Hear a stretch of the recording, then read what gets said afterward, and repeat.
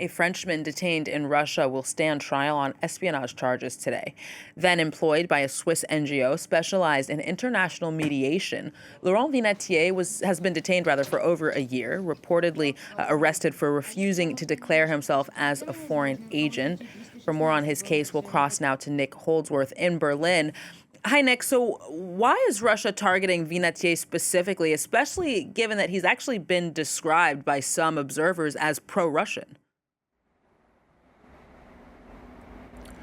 Vinatier falls into a class of foreign researcher in Russia, which has always been a little bit vulnerable to the whims of Vladimir Putin's Russian state.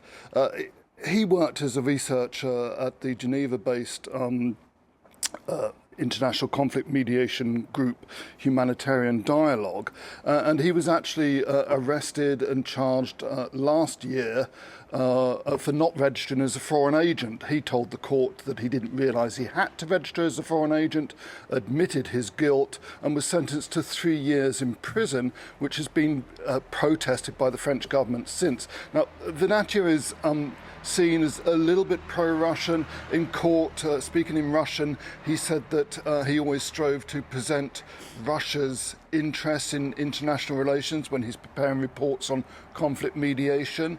And he even quoted the famous Russian poet Alexander Pushkin reading out a poem entitled "If Life Deceives You." Well, it seems that Russian life is deceiving Laurent Vinatier again, because he's now been charged with espionage, and investigators say that between April 2021 and August 2022 he collected information about military activities, military technical activities, mobilization.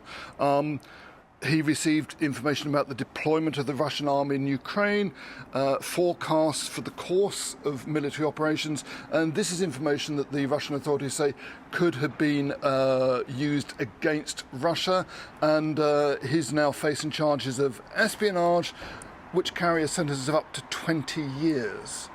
So could you tell us then more about the charges themselves and how this kind of compares to other similar cases of foreigners detained in Russia? Well, these charges seem to be a compilation of fairly vague accusations. We'll see more when it comes to court, possibly.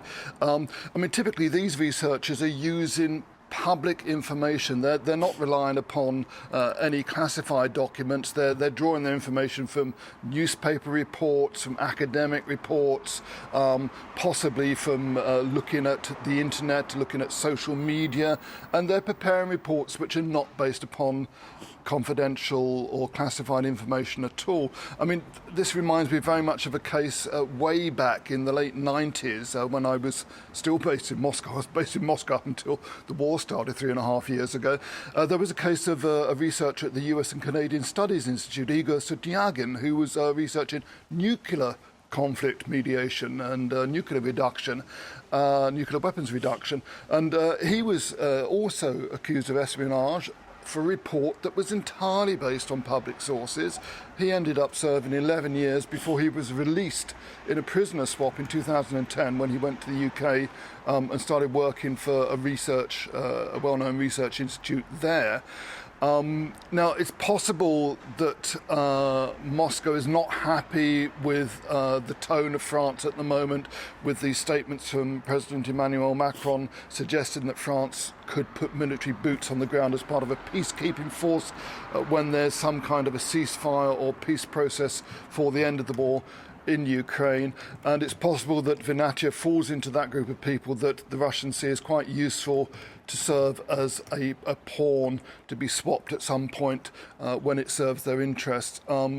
This does seem to be very much a pattern, and it underlines the dangers of working in any kind of research role, or indeed journalistic role, where you are trying to get hold of information of interest to the public, which is publicly available, and you're just compiling information which is there anyway, and then the Russian authorities say, oh no, that's what a spy does. They seem to see a very fine line between people seeking to inform the public and those who they think are spying. Nick Holdsworth in Berlin, thank you very much.